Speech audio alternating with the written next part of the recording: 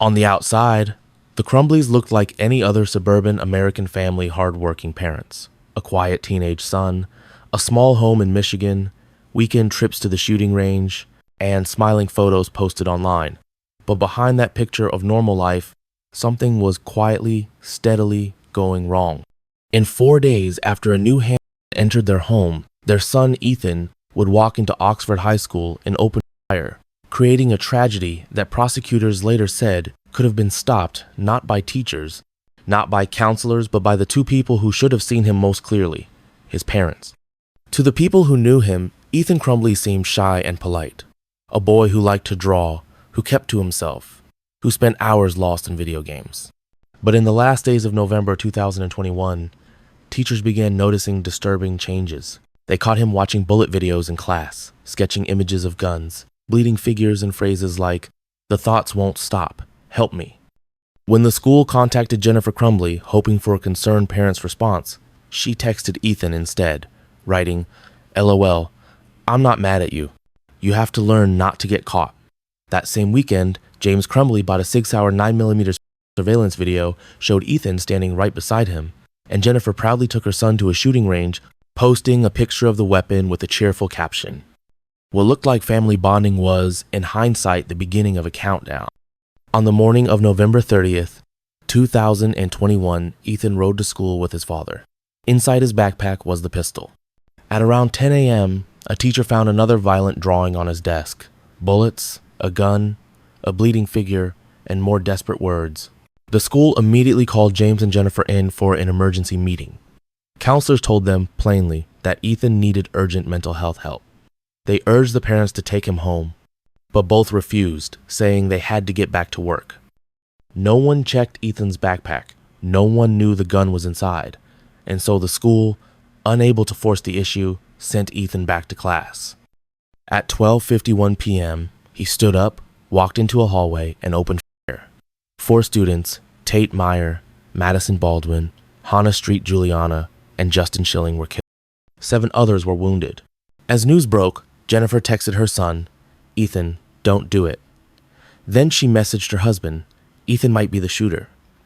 James rushed home, found the gun missing, and called 911. In the days that followed, investigators uncovered a devastating pattern. The gun had been stored in an unlocked drawer. Ammunition was freely accessible. Text messages, school emails, and Ethan's own journal entries revealed that he had begged for help his parents never provided. Oakland County prosecutors made an unprecedented decision. They charged James and Jennifer Crumbley with 4 counts each of involuntary manslaughter, arguing that their negligence directly enabled the massacre. It was the first time in American history that parents were held criminally responsible for a school shooting committed by their own child. The trials drew national attention. Prosecutors presented evidence showing warning signs ignored again and again. The defense insisted that the parents were scapegoats for an unthinkable act, but the juries disagreed. In early 2024, Jennifer was found guilty. 2 months later, James was convicted of the same charges. Both were sentenced to serve up to 15 years in prison, with eligibility for parole after 10. The judge called their failure a tragic example of reckless disregard for human life. Their son Ethan, who had pleaded guilty to 24 charges including first-degree murder and terrorism, received life in prison without the possibility of parole, plus 24 additional years. As of late 2025, he remains in a Michigan correctional facility. His parents sit in 2 others, less than an hour away. 3 lives, 3 prisons, 1 tragedy that reshaped how America sees the responsibilities of gun-owning parents. A story of warning signs unheeded, of cries for help unanswered, and of a catastrophe that didn't begin the day the shots were fired, but days, weeks, even months before. If Bonnie and Clyde had lived long enough to raise a child, they might have looked like Sante and Kenneth Kimes. But this family didn't rob banks in a haze of gunfire. They committed their crimes slowly, deliberately, wrapped in charm, luxury, and lies. They drifted through life like wealthy ghosts, leaving behind forged signatures, stolen identities, torched houses, and eventually, a missing woman whose body was never found. Their son, Kenny, didn't grow up learning right from wrong. He grew up learning whatever served his mother. Sante Kimes was born in 1,934 inches, Oklahoma, but she began reinventing herself the moment she left. In every city she touched, she changed her story. First, she was a beauty, then a businesswoman, and eventually a manipulator whose confidence was her weapon. She could charm her way into anyone's trust and walk away with their money, their property, or their life shattered. Her husband, Kenneth Sr., was the perfect counterpart, polished, well-spoken, educated, and willing to play the straight man in every one of her scams. Together, they lived like jet setters. But underneath the designer clothes and luxury hotels was a relentless hunger for control. In 1978, Sante's cruelty caught up with her when she was convicted of enslaving a housekeeper in Los Angeles. She beat the woman, forced her to work without pay, and kept her trapped until the police intervened. She served just over 3 years. When she walked out of prison, she didn't soften, she sharpened. Their son Kenny was born in 1975 into a world where lies were normal and morality didn't exist. To Sante, motherhood wasn't nurturing, it was training. She homeschooled him, not with math and reading, but with lessons and manipulation. How to forge signatures, how to fake accents, how to study a person's weaknesses and use them. She called it the art of persuasion. Kenny didn't grow into his own identity, he grew into hers. When Kenneth Sr. died in 1994, most families would grieve. Sante saw freedom, no more breaks, no more compromises.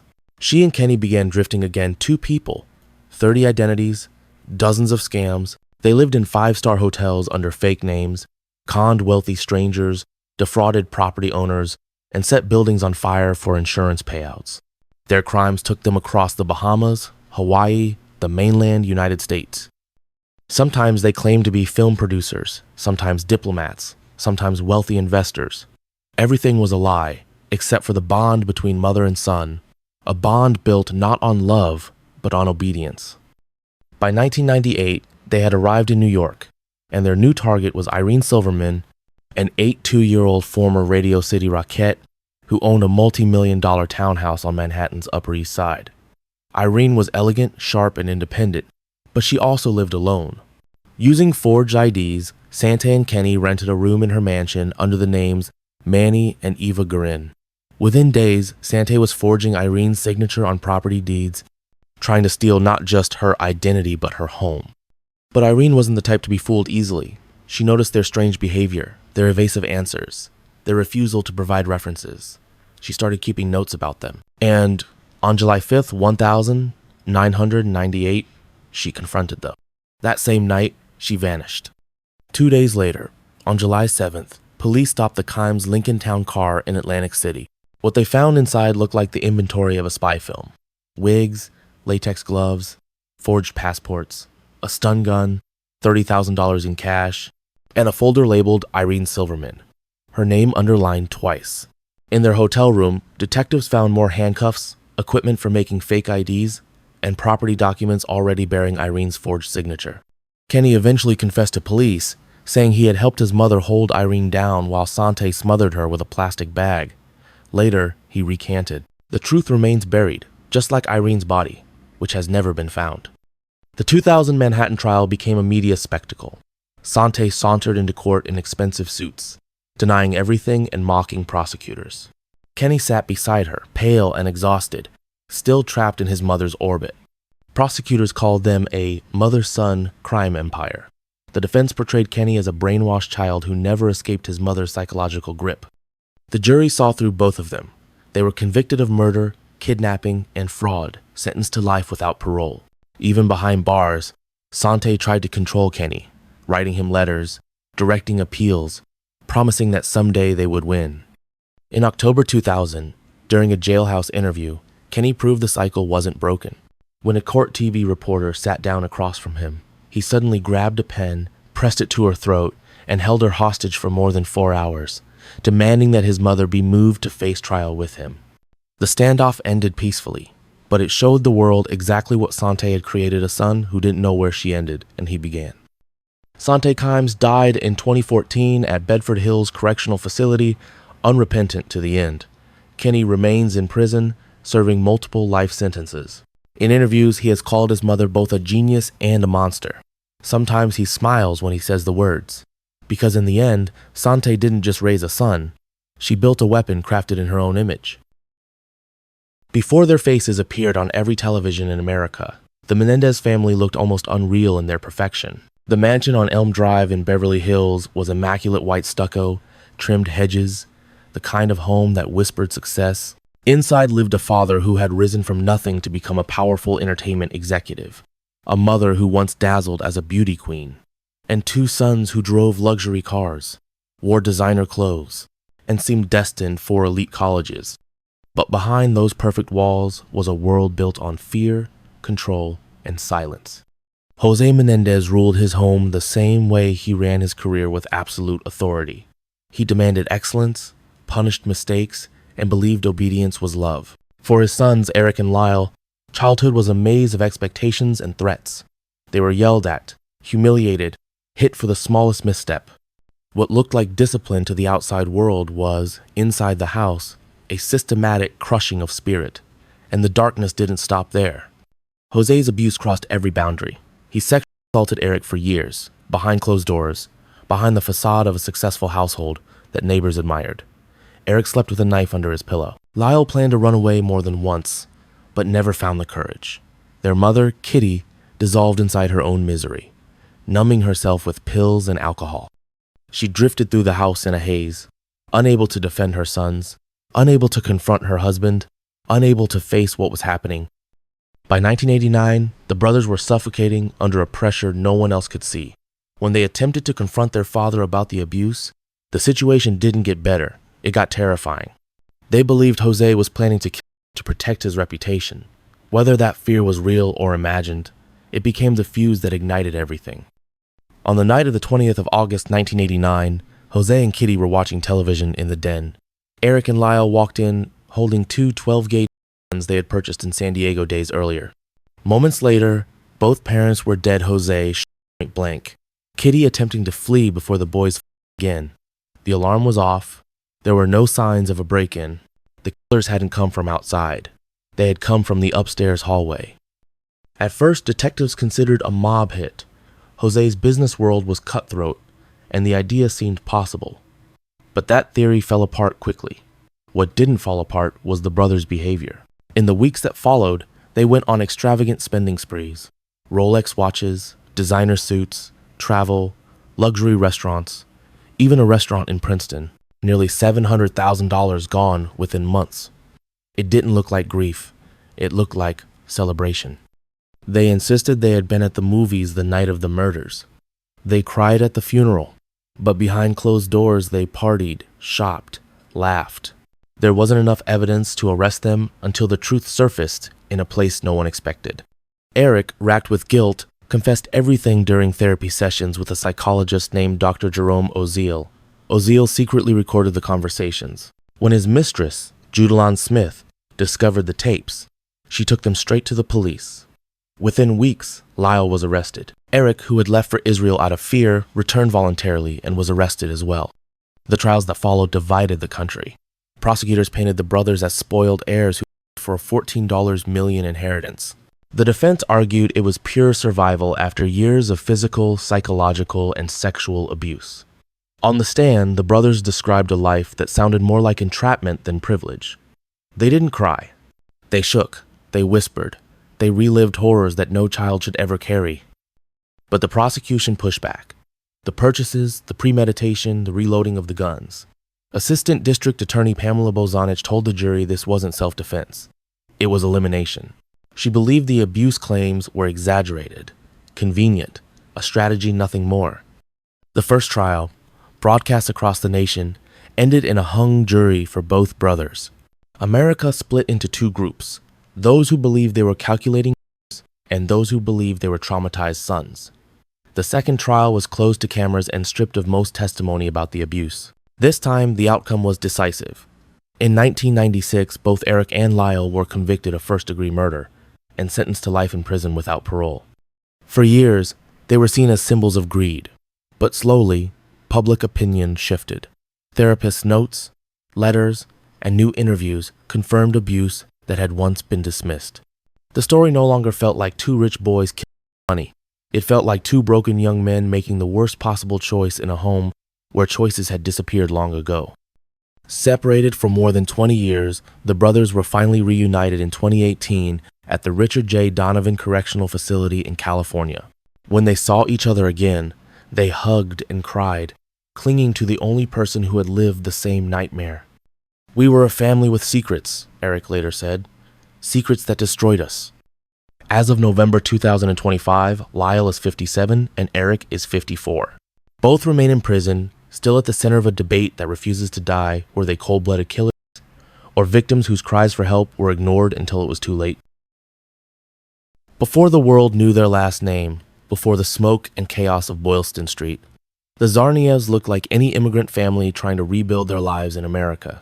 Enzor and Zubaidat had fled the instability of Dagestan and Chechnya in the early 2000s, desperate for safety, for stability, for a chance to give their two sons a future without fear. They settled in a cramped Cambridge apartment filled with the smell of home cooking, the sound of two languages, and the quiet hope that this country would deliver on its promises. For a while, it did. Anzor found work as a mechanic. Zubaidat took beauty courses and eventually opened a small skincare business. Their sons thrived, at least on the surface. Tamerlan, tall, charismatic, and gifted, was the pride of the family. A talented boxer with Olympic ambitions, he dreamed of representing the United States in the ring. His younger brother, Dzhokhar, 8 years behind him, blended effortlessly into American life. A good student, a wrestler, a friend to almost everyone. Teachers remembered him as warm and easygoing. He even had a nickname, Jahar. To outsiders, they were proof that the American dream could work. But inside the family, fractures were forming silent at first, then widening year by year. Anzor's health began to fail. His hands shook. His work slowed. He grew quiet, defeated, watching the family he uprooted slowly slip out of his control. Into that vacuum stepped Zubaidat. At one time, she had been enthusiastic about the opportunities in America, but something began to change. She spent more and more time online, diving into anti-Western conspiracy theories and rigid religious videos that promised clarity in a confusing world. What started as curiosity turned into doctrine. She began preaching at the dinner table about corruption, about moral decay, about America betraying its own values. Her sons listened. One listened too deeply. For Tamerlan, whose Olympic dreams collapsed due to new citizenship requirements, the shift was devastating. His identity had revolved around success, competition, pride. When that was taken from him, the void filled with bitterness. He stopped training, withdrew from friends, and started consuming extremist content. He found a new purpose, not in victory rings or trophies, but in ideology, and his mother supported every step. They fed each other's beliefs, amplifying them, validating them, radicalizing together behind closed doors. Dzhokhar watched all of this quietly. He adored his older brother. He followed him everywhere, mimicked him, idolized him. And when Tamerlan's worldview darkened, Dzhokhar was pulled in too, not through force, but through loyalty. In 2011, Russian authorities even warned the US that Tamerlan might be radicalizing, but nothing concrete happened. And by the time anyone looked again, the trajectory was already locked. In 2012, Zubaidat and Anzor returned to Dagestan, claiming they missed home. In truth, they were retreating from financial struggles, from legal trouble, from a life they felt slipping out of control. The two sons remained behind, their paths drifting further into the shadows. On April 15th, 2013, at 2:49 p.m., the Boston Marathon, the symbol of endurance and unity, became the stage for a tragedy. 2 homemade pressure cooker bombs packed with nails and ball bearings exploded near the finish line. 3 people were killed. More than 260 were injured. Surveillance footage quickly revealed the suspects. 2 brothers walking through the crowd with backpacks, calm, ordinary, almost invisible. 4 days later, after murdering MIT police officer Sean Collier and hijacking a car, the brothers were cornered in Watertown. A massive gunfight erupted in the streets. Tamerlan was shot and then run over by Dzhokhar as he tried to flee. Hours later, bleeding, hiding inside a boat in someone's backyard, Dzhokhar was captured. And then came the reaction from their parents, shockingly detached from reality. Zubaidat insisted her sons were innocent, angels, victims of a government conspiracy. She said America had stolen her children. She refused every fact, every piece of evidence, every confession. Anzor sobbed through interviews, repeating, "They couldn't have done this, not my boys." Torn between grief and denial, they eventually returned to Dagestan, where they remain, surrounded by people who echo their disbelief. In 2015, Dzhokhar Tsarnaev was convicted on every count, sentenced to death. The sentence was briefly overturned in 2020, then reinstated in 2022. Today, at 31 years old, he sits in ADX Florence, the highest security federal prison in the United States. He has expressed regret for the victims in court, but never once disavowed his brother's ideology. The bombs that tore through the marathon crowd were built from metal fragments and explosive powder. But the true detonation happened much earlier at a dinner table in Cambridge, where hope slowly gave way to anger, where faith twisted into fury, and where love became obedience to an ideology that destroyed everything in its path. Long before Hollywood turned his name into myth, long before Psycho, the Texas Chainsaw Massacre, and the Silence of the Lambs borrowed pieces of his darkness, Ed Gein was simply a quiet, lonely farm boy living on the outskirts of Plainfield, Wisconsin. People who knew him would later say he seemed harmless odd, yes, but gentle. What no one could see was that the terror associated with his name didn't begin in his barn or his basement. It began at his dinner table, under the voice of a mother who ruled with scripture, guilt, and fear. Ed's father, George Gein, was a bitter, heavy-drinking man who drifted from job to job, unable to provide, unable to control his temper, unable to escape the disappointment that seemed to define him. His wife, Augusta, was the opposite, domineering, puritanical, and consumed by a fanatical religious worldview. She believed the world was rotten with sin, especially women. Every night, she sat her two sons, Henry and Ed, at the table and read them passages about death, judgment, and damnation. She warned them that women were agents of the devil, corrupting forces whose touch would drag them to hell. Ed absorbed every word like gospel. Augusta wasn't just his mother. She became his definition of morality, purity, and truth. Henry, the older brother, wasn't as blind. As he grew up, he began to resist Augusta's suffocating control, warning Ed that their mother's grip was poisonous. But Ed refused to hear it. He lived for Augusta's approval, and the idea that she could be wrong felt impossible. George died in 1940, freeing Augusta from the one person who occasionally challenged her. The family grew even more isolated. And then, in 1944, everything shifted. A brush fire broke out on their property. When firefighters arrived, Ed claimed he had lost track of Henry. That night, they found Henry's body lying face down in an unburned patch of land, with strange bruises on his head. The coroner called it an accident. Plainfield whispered otherwise. Henry's death removed the last obstacle between Ed and his mother. 1 year later, Augusta died after a stroke. For Ed, it was the collapse of his world. He boarded up her bedroom and left it untouched, spotless, preserved like a shrine while the rest of the farmhouse decayed into filth. Alone on the property, he drifted into a life of isolation and obsession. He read anatomy books and pulp magazines, fixating on images of corpses, body parts, and the female form. He stopped caring for himself. He stopped caring for the house. He slept next to a wood stove, surrounded by trash, tools, and the remnants of his mother's once rigid order. Then he began walking into Plainfield Cemetery at night, carrying a lantern and a shovel. He dug up recently buried women who reminded him of Augusta. He brought their remains home. Over the next decade, Ed transformed the farmhouse into something between a tomb and a workshop. He tanned skin, shaped bones, and crafted objects that defied imagination. These weren't trophies. They were attempts to reconstruct the woman he worshipped and feared. On the 16th of November 1957, hardware store owner Bernice Worden disappeared. Blood was found on the floor. A receipt for antifreeze pointed investigators to Ed's farm. What they found inside stunned hardened officers. Bernice hung in the shed, decapitated, gutted. But the horrors inside the house were even worse. Chairs upholstered in human skin, bowls carved from skulls, masks made from women's faces, boxes of preserved organs, a belt woven from human nipples. In drawers, painted female parts carefully arranged. And in a paper bag, Mary Hogan, a tavern owner who had vanished years earlier. When police questioned Ed, he spoke calmly, almost politely. He admitted to killing Bernice Worden and Mary Hogan. The rest, he said, came from the graveyard. When detectives asked why he had done it, his answer chilled them. "I was making a woman's suit," he said softly, "so I could become my mother."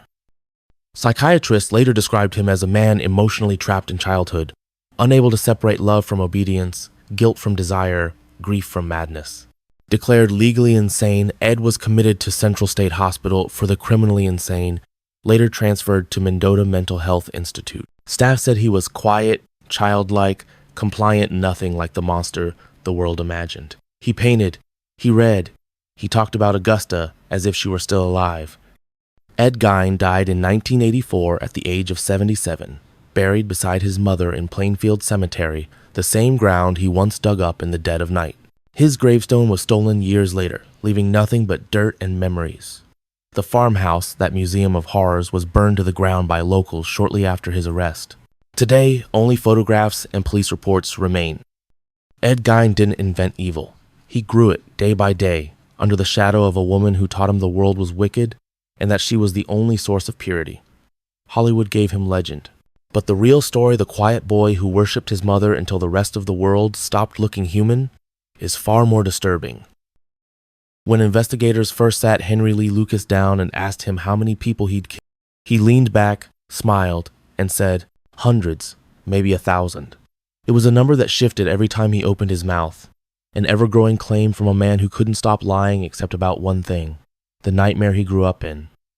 Before Henry became one of America's most confusing and infamous killers, he was a child raised in a home that seemed designed to break him long before he broke anyone else. Henry was born in August 1936 inches a shack in Blacksburg, Virginia, the youngest of 9 children in a home without plumbing, electricity, or safety. His father, Anderson No Legs Lucas, had lost both legs in a train accident and drowned his despair in alcohol. His mother, Viola, was violent, cruel, and worked as a sex worker, often bringing clients home, forcing her children to watch, and beating them when they turned away. In Henry's earliest memories, there was no love. Only anger, humiliation, and the constant lesson that pain was normal. Viola singled Henry out in particular. She shaved his head as punishment. She forced him to wear girls' clothing to school to shame him. When he tried to make friends, she beat him. When he made eye contact with a girl, she whipped him. He smelled of stale alcohol from the filth of their home, and classmates mocked him relentlessly. To survive, he learned to disappear into barns, into abandoned sheds, into the woods. By age 10, he was already running away regularly, sleeping wherever he could, scavenging for food. His father tried to protect him in the limited ways he could, but illness, poverty, and his disability gave him little power. One freezing winter night, Anderson passed out drunk outside their shack. Henry found him the next morning, frozen to death. Viola didn't grieve. She cursed him for leaving her alone. With his father gone, her tyranny intensified. When Henry injured his eye in a fight with his brother, Viola refused medical treatment, and the infection spread until he lost the eye completely. By his teens, he turned to drinking, stealing, drifting, anything to escape her. But every escape led him right back to her doorstep. Every time he returned, she punished him harder. By 1960, Henry was 23 years old and living with Viola again in a decaying Michigan cabin. Their relationship had never been anything but violent, but now it was explosive. She hated his drinking. She hated his girlfriends. She hated any sign that he might leave her behind. One night, after Henry brought another woman home, Viola attacked him with a broom. Years of rage, trauma, and twisted loyalty snapped. He grabbed a knife and stabbed her in the neck. When police arrived, Henry confessed without hesitation. "I guess I'm glad," he said. "She's not hitting me anymore." He was convicted of second-degree murder and sentenced to 20-40 years in prison. But in one of the strangest turns in the story, he was released after just 10 years for good behavior. Henry had been raised in a house where cruelty was love and silence was survival prison, felt predictable by comparison. After his release in 1970, Henry drifted through the South, picking up odd jobs, stealing cars, getting arrested, disappearing, resurfacing somewhere else. And then he met Otis Toole, a drifter with a past almost as dark as his own. They became inseparable, two broken men who drank, stole, and fed each other's darkest fantasies. Otis bragged about killing people. Henry exaggerated his own stories. They fed off each other, encouraging, embellishing, twisting truth and fiction until neither knew the difference. Soon, Henry wasn't just telling stories, he was confessing to hundreds of murders. Detectives from across the country lined up to interview him. Some fed him case details without realizing it. Others wanted the publicity of solving cold cases. Henry soaked up the attention like oxygen. Every new confession made him important. Every new number made him powerful. By 1983, he was claiming more than 600 kills. But the truth was much smaller and much more tragic. Forensic evidence eventually proved that most of his confessions were impossible. He was in the wrong state, the wrong job, or even in jail when some murders occurred. The legend collapsed. Dozens of cases were reopened. The task force built around his expertise dissolved in embarrassment. The man once called America's most prolific serial killer turned out to be a compulsive liar. A damaged man who learned early that people only listened when he shocked them. Still, some of his crimes were real. He murdered his girlfriend, Becky Powell. He murdered an elderly woman named Kate Rich. He was convicted in both cases, and he was sentenced to death for the murder of an unidentified woman known as Orange Socks, a conviction later overturned by DNA evidence. In 1998, Texas Governor George W. Bush commuted his death sentence to life. In his final years, Henry faded into obscurity in a Texas prison. He painted. He read the Bible. He gave interviews that swung wildly between remorse and pride. He took back some confessions. He doubled down on others. But he never retracted the one killing no one doubted the murder of his mother. For all the lies he told, that truth was the one he never tried to escape. Henry Lee Lucas died of heart failure in 2001 at the age of 64. By then, he had become less a serial killer than a mirror reflecting the consequences of a childhood where cruelty was constant and chaos was home. The boy who grew up in hell never learned how to tell the difference between horror and attention, and by the time the world stopped listening, he was already too far gone. In the summer of 1968, the people of Newcastle upon Tyne were living in the hard, gray rhythm of a working-class city's shipyards. Soot, narrow streets filled with unsupervised children playing among broken glass and abandoned buildings. But no one imagined that among those roaming children was a one-year-old girl who would soon commit acts that shocked Britain. A girl who smiled sweetly, lied with ease, and carried a darkness that had been planted inside her long before she ever laid hands on another child. Her name was Mary Bell. Mary was born on the 26th of May 1957 into a home already spiraling. Her mother, Betty, was only 16, still a child herself, addicted to alcohol and desperate for attention. Her father disappeared shortly after Mary's birth, replaced by a string of violent men. Eventually, Betty married a petty criminal named Billy Bell, known for burglary and bar fights. Together, they created an environment shaped by chaos, neglect, and cruelty. Neighbors later said Betty openly admitted she never wanted Mary. She told friends she had attempted to abort her and more than once had tried to suffocate the infant. Relatives intervened just in time. As Mary grew older, Betty's abuse changed shape. Betty was involved in sex work and, horrifyingly, began offering Mary to men. By the time Mary was in school, teachers described her as distant, aggressive, detached. She lied compulsively. She bullied smaller children. She seemed fascinated by danger and pain, almost entertained by it. When other kids were asked what they wanted to be when they grew up, they named firefighters or teachers. Mary said she wanted to be a nurse, so I can hurt people. In May 1968, just days before Mary's 11th birthday, her inner darkness surfaced for the first time.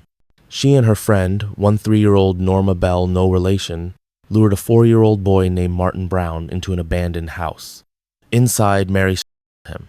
The act wasn't quick. It wasn't impulsive rage. It was curiosity, control, the twisted behavior of a child shaped by chaos.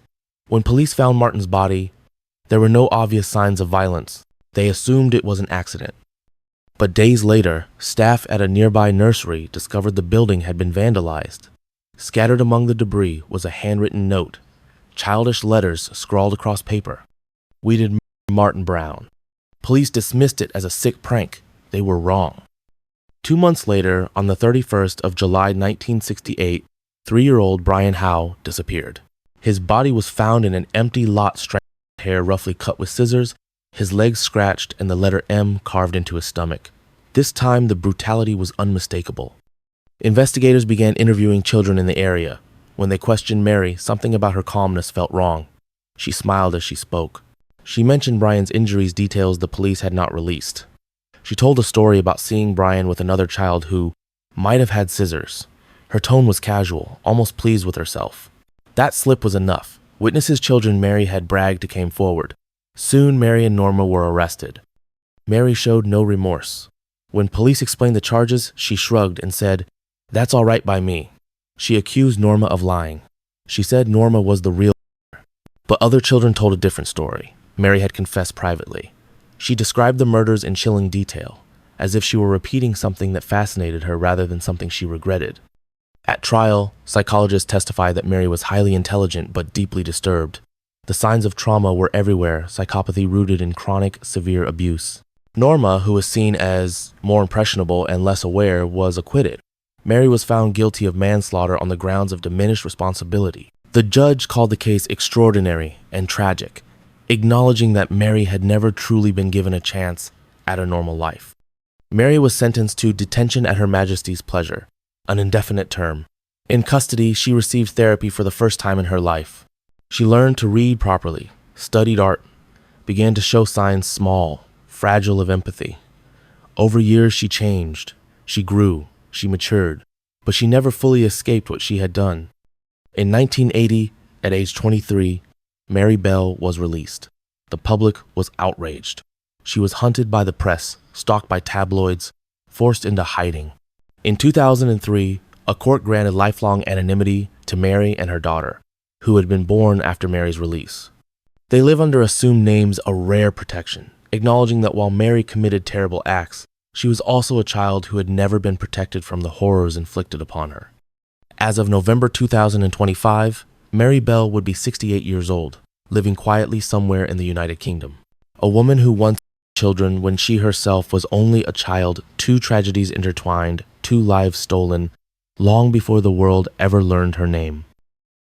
Long before California knew him as the Night Stalker, long before the pentagrams, the headlines, and the terror that swept across Los Angeles, Richard Ramirez was just a quiet boy growing up in El Paso. Texas, a boy shaped by violence long before he ever inflicted it. The monster that would one day climb through bedroom windows didn't spring from nowhere. He was built, piece by brutal piece, inside a family that taught him fear, chaos, and cruelty, as if they were ordinary parts of life. Richard was born on the 29th of February 1960, the youngest of 5 children. His father, Julian, was a strict, unpredictable man, an immigrant who worked hard for the Santa Fe Railroad but carried rage like a second skin. Neighbors heard the shouting from their small home, heard the snaps of his belt against his children, heard Mercedes, Richard's soft-spoken mother, trying to hold the family together while carrying her own pain. She had worked in a boot factory during her pregnancies, exposed to toxic fumes that may have harmed her unborn children. By the time Richard arrived, the family was already strained, financially, emotionally, spiritually.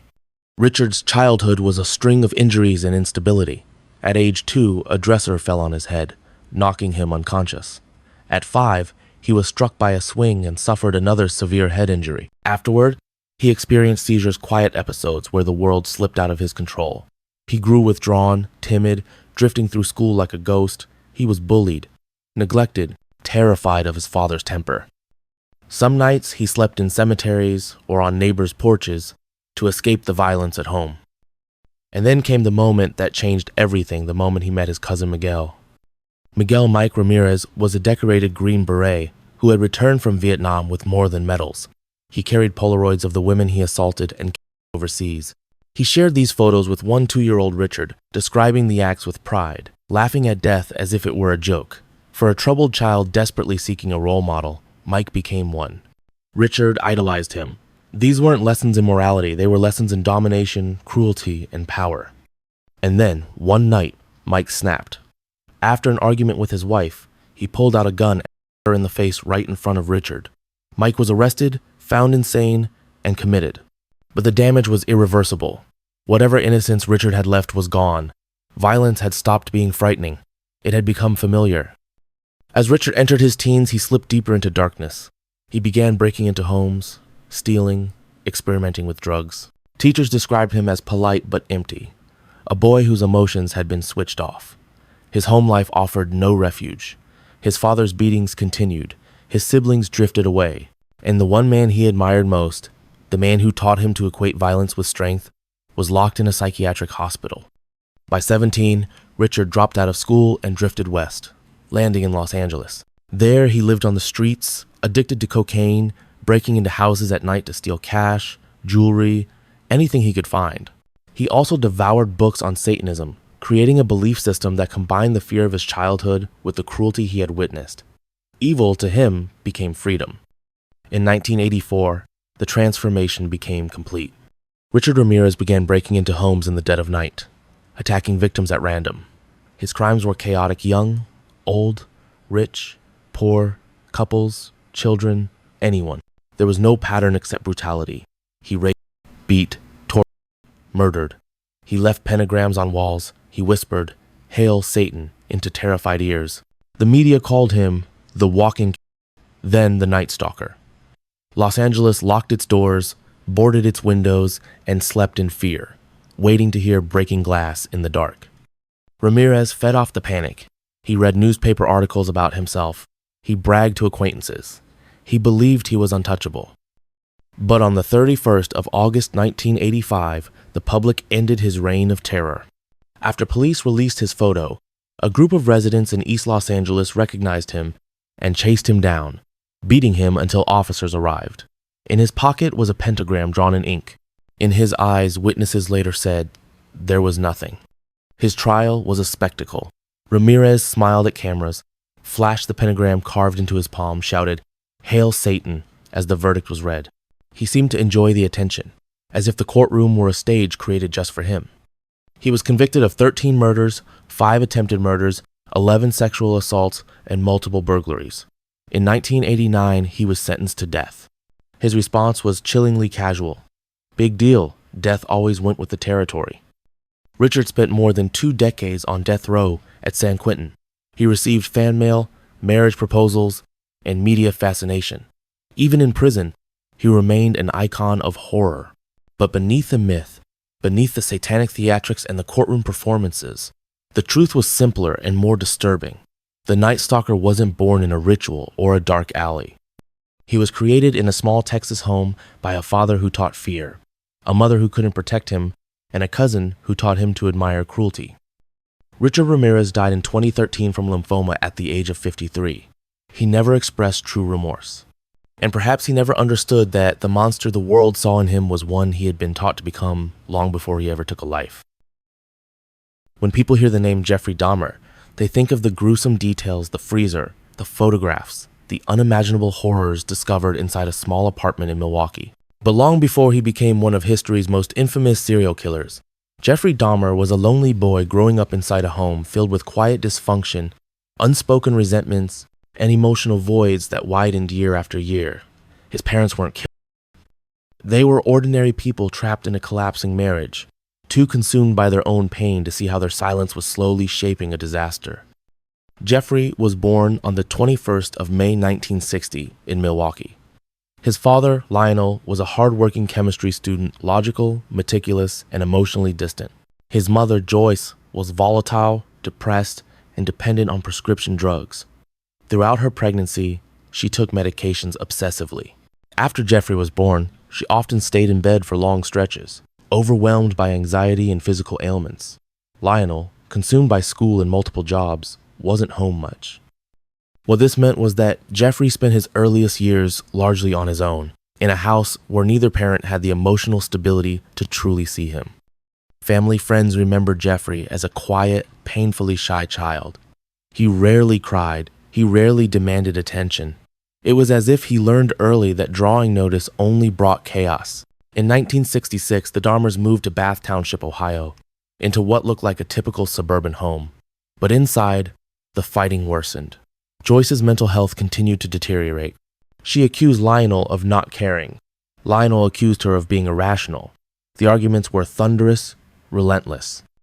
Jeffrey watched everything from the sidelines, silently absorbing the tension, the bitterness, the discomfort. Somewhere during these years, Jeffrey developed a fascination with death. While other children collected baseball cards, he collected roadkill. He would bike the rural roads, pick up dead animals, and dissect them in a shed behind the house. Lionel, being a chemist, thought it might be scientific curiosity. But Jeffrey wasn't studying anatomy. He wasn't experimenting. He was examining control over bodies that couldn't reject him, couldn't leave, couldn't demand love he didn't know how to give. At school, Jeffrey seemed invisible. He sat at the back of classrooms, rarely speaking, rarely interacting, drifting through life like a shadow. His parents' fights escalated until Joyce attempted suicide, something Jeffrey witnessed in the quiet, shell-shocked way children do when they have nowhere to place their fear. He began drinking heavily by age 14, sneaking beer and liquor into class. Teachers noticed the smell but missed the desperation behind it. By 1978, the Dahmer marriage finally collapsed. Lionel moved out. Joyce, emotionally unstable and overwhelmed, left home with Jeffrey's younger brother. She didn't ask Jeffrey to come. She didn't check if he had food. She simply left. Jeffrey, 17 years old, was alone in a house that felt more like an abandoned shell than a home. Just weeks later, he picked up a hitchhiker named Stephen Hicks, brought him back to the empty house, and killed him. He later said he didn't want Stephen to leave. That simple sentence captured the entire psychology behind his crimes. A desperate, distorted desire to freeze a moment, to stop abandonment, to keep someone from walking away. The next decade was a spiral. Jeffrey bounced between college, the military, and low-wage jobs. He was arrested for indecent exposure, drunkenness, assault. Lionel tried to help paying for rehab, urging him to change, but his efforts came too late. Joyce moved to California and distanced herself from the past. Jeffrey drifted through life with frightening detachment. In 1991, everything hidden inside apartment 213 at the Oxford Apartments came into the light. Police found human remains, organs preserved in chemicals, skulls, photographs, evidence of 17 murders committed between 1978 and 1991. The scale of the horror stunned the world. The Milwaukee Cannibal, the monster of Milwaukee. The media invented names because the reality felt too dark to comprehend. But when investigators spoke to Jeffrey, they didn't find a snarling monster. They found a quiet man with flat emotions, someone who described his crimes with an eerie calmness. He said he didn't know how to stop. He said he didn't want his victims to leave him. He said loneliness had consumed him until death became the only way he felt connected to another human being. When the news reached Joyce and Lionel, the world watched them break in real time. Joyce attempted suicide again, but survived. Lionel faced cameras, trembling, trying to explain the unexplainable. He visited Jeffrey in prison, searching for answers. "I saw a broken boy in a man's body." He later wrote in his book, A Father's Story, a painfully honest dissection of guilt, denial, and helplessness. Jeffrey Dahmer was beaten to death by another inmate in 1994, at the age of 34. His parents lived out the rest of their years under the weight of a question no parent ever wants to face. What could we have done differently? Joyce died in 2000 Inches, California, where she had worked with AIDS patients. Lionel lived quietly in Ohio until his death in 2023 at age 87. The Dahmer household wasn't a house of horrors, it was a house of silence. A place where communication broke down, where emotional needs went unmet, where pain festered behind closed doors. A place where a lonely child grew into a man who mistook control for connection, and whose emptiness became deadly. Before Amityville became a brand, before the haunted house movies, the demonic legends, the endless retellings, there was a real family living at 112 Ocean Avenue. A family of 7 inside a beautiful Dutch colonial home with white shutters, trimmed lawns, and the appearance of suburban perfection.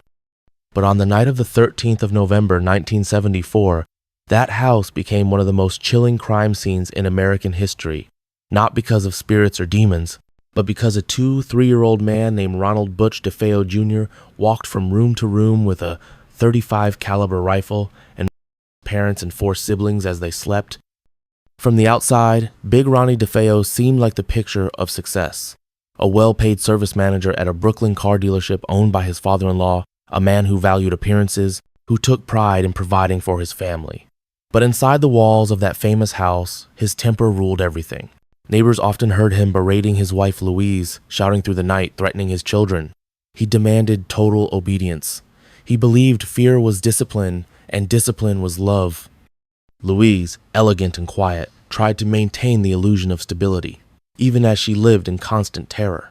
To her children, she was not a protector. She was another victim of Big Ronnie's rage. Their eldest son, Ronald Jr., nicknamed Butch, grew up in this storm of contradictions. He was overweight, bullied at school, fragile in ways his father despised. Big Ronnie tried to toughen him up, which meant psychological whiplash, beatings followed by expensive gifts, affection followed by humiliation, boats, cars, guns, lavish peace offerings, after nights of screaming. The message was unmistakable. Love could be bought, and violence could be forgiven as long as the outside world saw a perfect family. By adolescence, Butch was rebelling. He drank heavily. He experimented with drugs. He threatened coworkers at the dealership. He stole money. Yet no matter how destructive he became, his father refused to cut him off, insisting on keeping the family image intact, no matter how unstable Butch grew. In October 1974, Butch and a friend staged a fake robbery at the dealership, stealing thousands of dollars. When Big Ronnie found out, he exploded, calling his son worthless in front of staff. The humiliation cut deep. Weeks later, Butch told a friend, "If my old man keeps pushing me, I'll kill him, and I'll kill them all." No one took him seriously. They should have. In the early hours of November 13th, while the neighborhood slept, Butch loaded the Marlin rifle. One by one, he entered the bedrooms of his family. He shot his father and mother first, then his two younger brothers, then his sisters. There were no signs of struggle. No one got out of bed. No neighbors heard screams. To this day, investigators still debate how an entire family was killed without anyone waking or trying to escape. After murdering all 6 family members, Butch showered, changed clothes, disposed of the evidence casually, and went to work as if nothing had happened. That evening, he ran into a local bar, shouting that his parents had been shot. Concerned neighbors and police rushed to the house and found all 6 bodies lying in their beds, executed in the same manner. The weapon was found easily. Butch hadn't tried to hide it. At first, he claimed the killing was done by a mob hitman targeting his family. But as detectives questioned him, his story cracked. He contradicted himself. He forgot details. He confessed, finally saying, "Once I started, I just couldn't stop. It went so fast." The trial drew national attention. The defense argued insanity, that Butch heard voices, that demons told him to do it, that he had lost control after years of abuse. Prosecutors countered that the motive was rage, resentment, and a lifetime of emotional warfare with his domineering father. Psychiatric evaluations later concluded that Butch suffered from antisocial personality disorder. But he was not legally insane. He was convicted of 6 counts of second-degree murder and sentenced to 6 consecutive life terms. Butch's story changed constantly in the years that followed. Sometimes he claimed his sister Dawn killed his parents, and he killed her in a struggle. Sometimes he blamed his mother. Sometimes he insisted the house was cursed. None of these versions matched the forensic evidence, but his shifting narrative seeded the myth that would become the Amityville Horror. A year after the murders, a new family, the Lutzes, moved into 112 Ocean Avenue and claimed the house was haunted. They described voices, odors, cold spots, even levitation.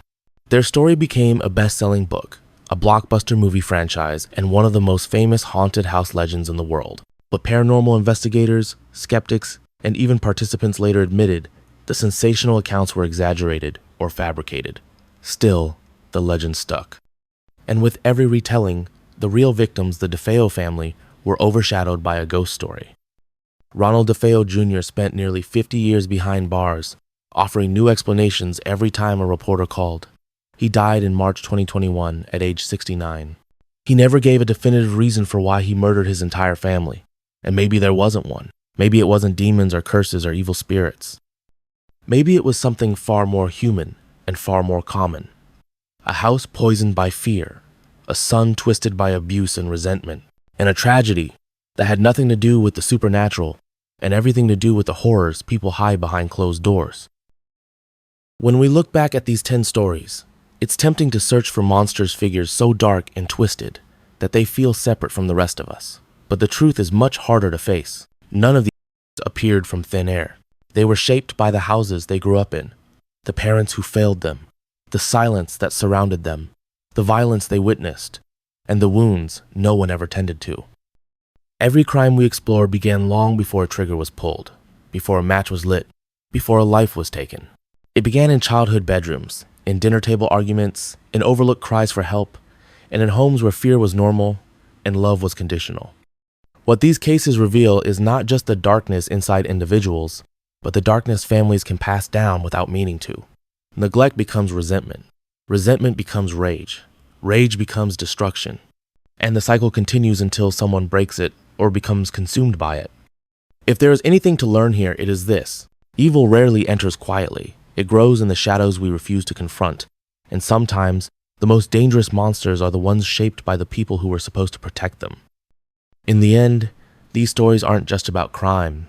They're warnings, reminders that what we fail to heal today may return tomorrow in a form we no longer recognize.